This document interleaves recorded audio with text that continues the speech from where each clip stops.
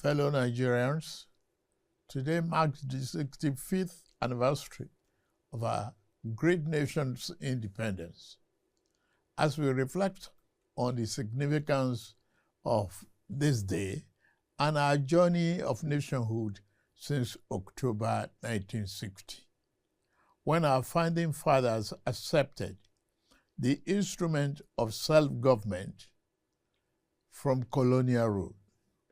Let us remember that their sacrifice, devotion, and grand dream of a strong, prosperous, and united Nigeria that will lead Africa and be the beacon of light to the rest of the world. Our founding heroes and heroines, Herbert Macaulay, Dr. Nnamdi Azikiwe, Sir Abubakar Tafawa Balewa, Chief Obafemi Awolowo, Sir Ahmadu Bello, Margaret Ekpo, Anthony Enahoro, Ladoke Akintola, Michael Okpara, Aminu Kano, Funmilayo Ransome Kuti, and other nationalists believe it was Nigeria's manifest destiny to lead the entire black race as the largest black nation on earth. For decades, the promise of our independence has been tested by profound social, economic, and political challenges, and we have survived. While we may not have achieved all the lofty dreams of our forebearers, we have not strayed too far from them. In 65 years since our independence, we have made tremendous progress in economic growth, social cohesion, and physical development. Our economy has experienced significant growth since 1960. Although it is much easier for those whose vocation is to focus solely on what ought to be, we must recognize and celebrate our significant progress. Nigerians today have access to better education and healthcare than in 1960. At independence, Nigeria had 120 secondary schools with a student population of about 130,000. Available data indicate that as of year 2024, there were more than 23,000 secondary schools in our country. At independence, we had only the University of Ibadan and Yaba College of Technology as the two tertiary institutions in Nigeria. By the end of last year, there were 274 universities, 183 polytechnics, and 236 colleges of education in Nigeria, comprising federal, state, and private institutions. We have experienced a significant surge in growth across every sector of our national life since independence. In healthcare, infrastructure, financial services, manufacturing, telecommunications, information, technology, aviation and defense, among others. Our country has experienced both the good and the bad times in its 65 years of nationhood. As it's normal for every nation and its people, we fought a bitter and unavoidable civil war, experienced military dictatorships, and lived through major political crises. In all this, we weathered every storm and overcame every challenge with courage, grit, and uncommon determination. while our system and ties that bind us are sometimes stretched by insidious forces opposed to our values and ways of life, we continue to strive to build a more perfect union where every Nigerian can find better accommodation and find purpose and fulfillment. Fellow compatriots, this is the third time I will address you on our independence anniversary since I assumed office as your president on May 29, 2023. In the last 28 months of my administration, like our founding fathers and leaders who came before me, I have committed myself irrevocably to the unfinished nation-building business. Upon assuming office, our administration inherited a near-collapse economy caused by decades of fiscal policy distortions and misalignment that had impaired real growth.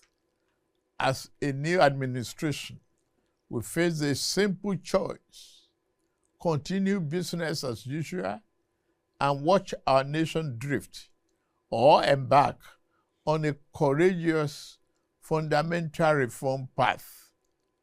We chose the path of reform. We chose the path of tomorrow over the comfort of today. Less than 3 years later, the seeds of those difficult but necessary decisions are bearing fruits. In resetting our country for sustainable growth, we ended the corrupt fuel subsidy and multiple foreign exchange rates that created massive incentive for a rentier economy, benefiting only a tiny minority. At the same time, the masses received little or nothing from our commonwealth.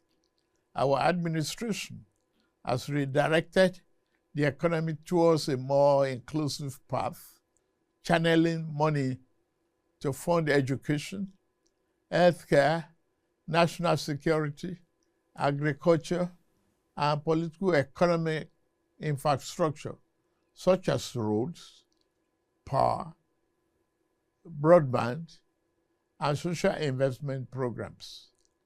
These initiatives will generally improve Nigerians' quality of life as a result of the tough decisions we made. The federal and state government, including local government, now have more money to take care of the people at the lower level of the ladder to address our development challenges. Fellow Nigerians, we are racing against time.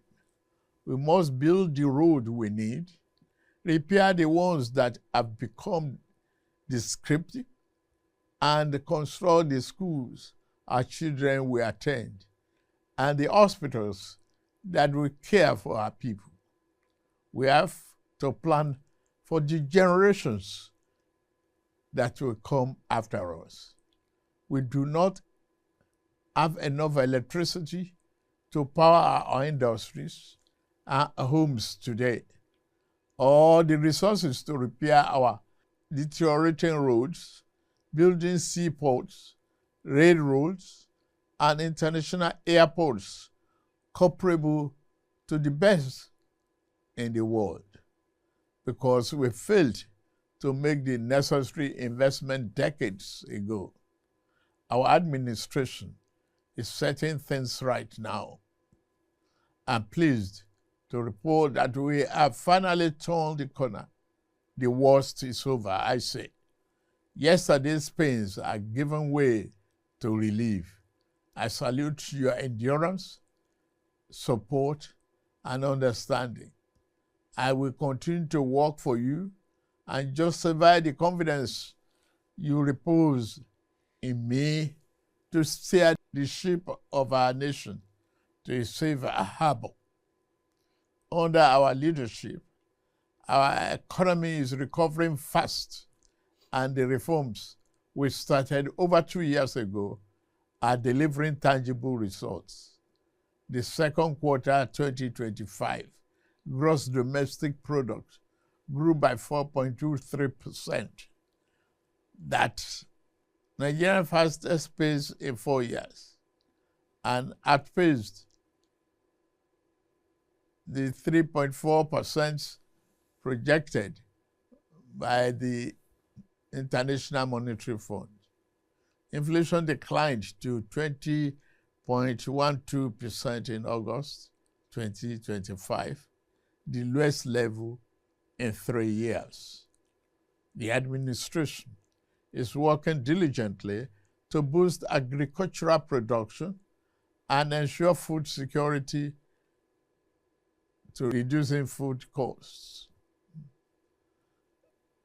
In the last 2 years of our administration, we've achieved 12 remarkable economic milestones as a result of the implementation of our sound fiscal and monetary policies.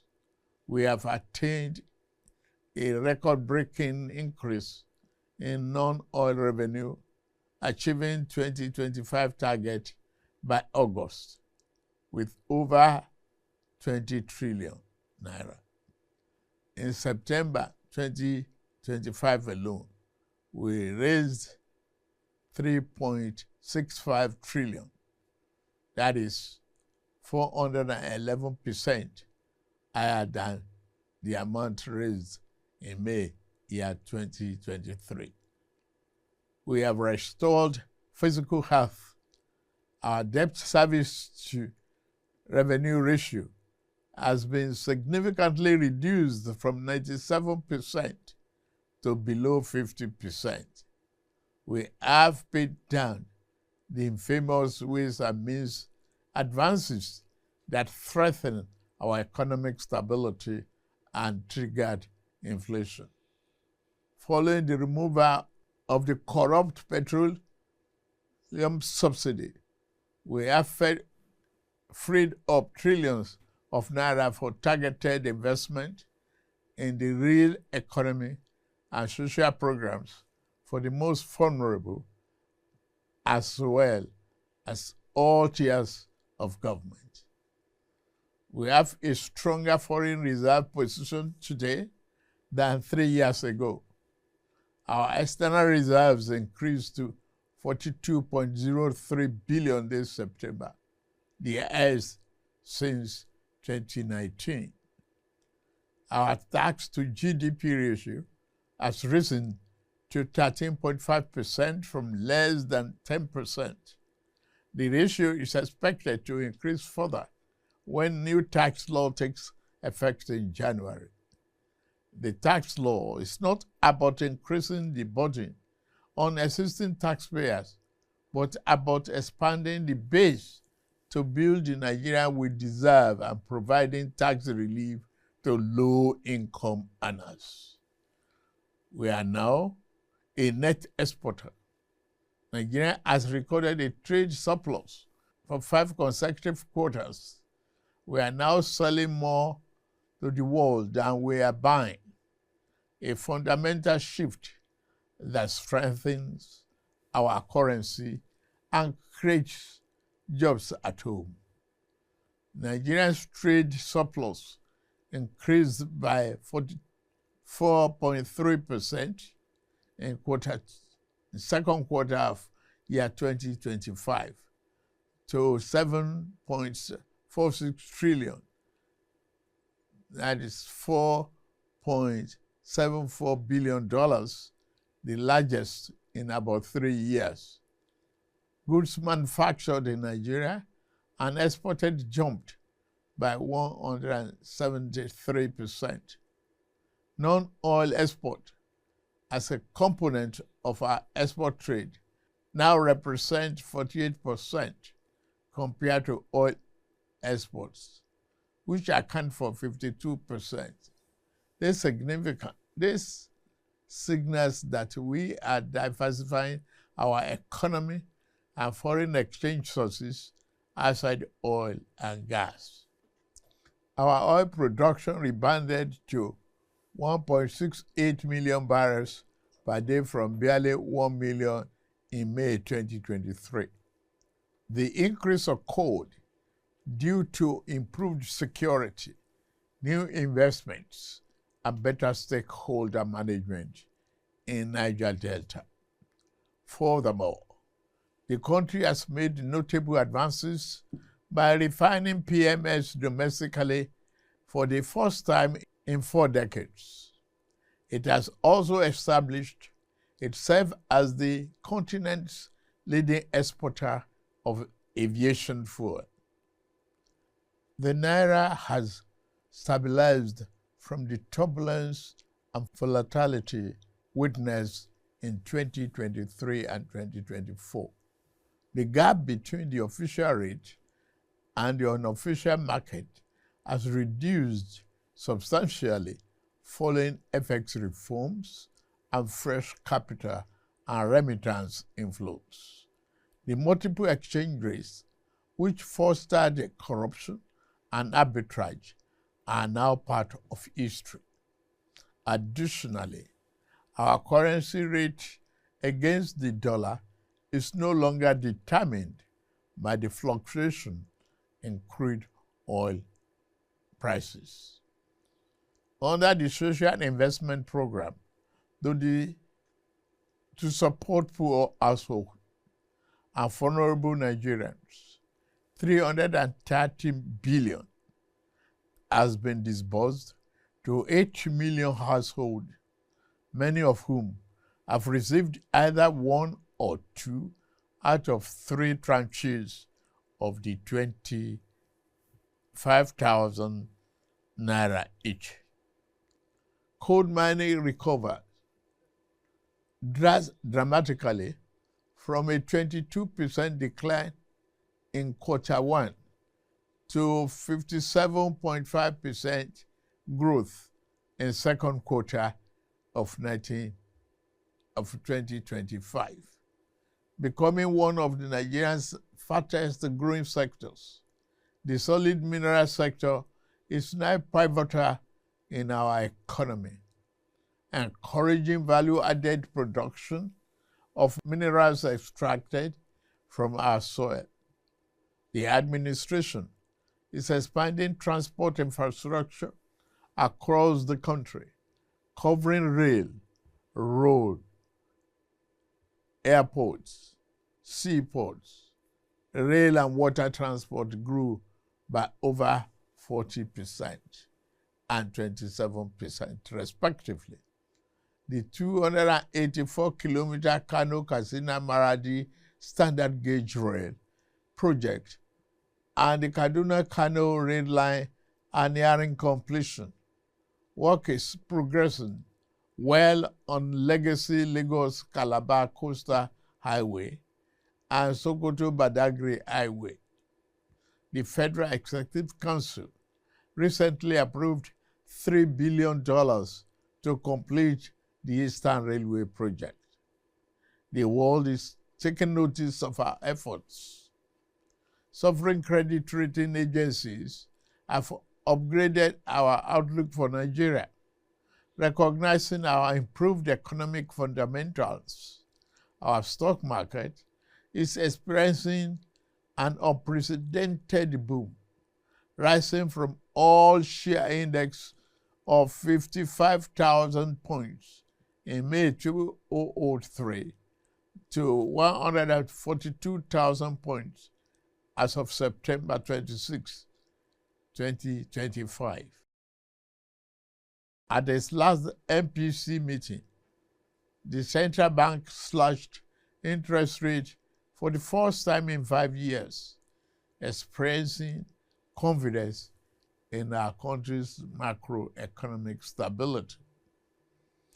On security, we are working diligently to enhance national security, ensuring our economic experiences improved growth and performance.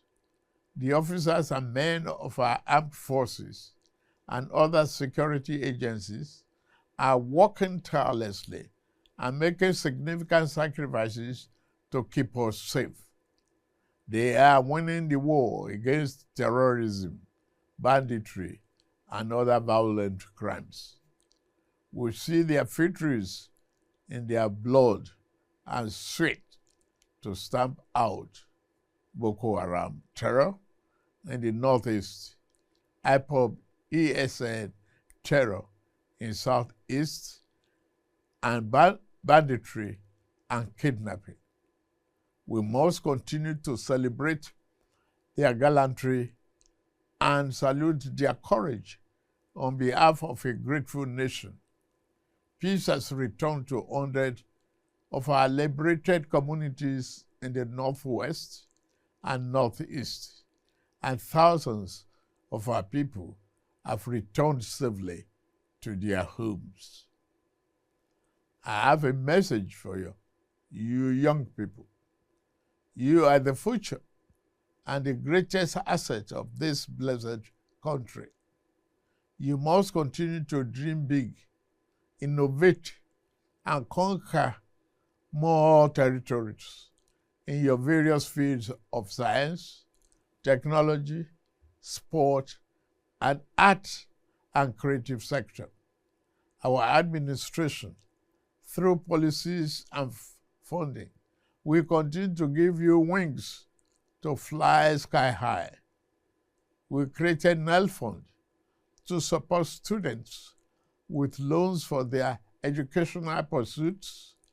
Approximately 510,000 students across 32 states of the Federation, including FCT, have benefited from this initiative, covering 228 higher institutions.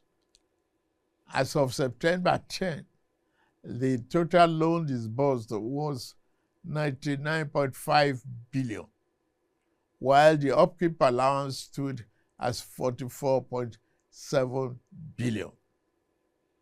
Credit Corp, another initiative of our administration, has granted over 153,000 Nigerians 30 billion affordable loans for vehicles, solar energy, home upgrades, digital devices, and more. Youth credit, which I promised last June, is a reality, with tens of thousands of NYSC members now active beneficiaries of consumer credit for resettlement. Under our Renew Hope agenda, we promise to build a Nigeria where every young person, regardless of background, has an equitable opportunity to access a better future. Thus, the investment in digital and creative enterprise, IDICE program, the Bank of Industry, is driving the program in collaboration with the African Development Bank, the French Development Agency, and the Islamic Development Bank. This initiative is at the cusp of implementation. Our last 2 years, we have collaborated with our partners to launch the program, supporting our young builders and dreamers in the technology and creative sector. This is a message of hope, fellow Nigerians.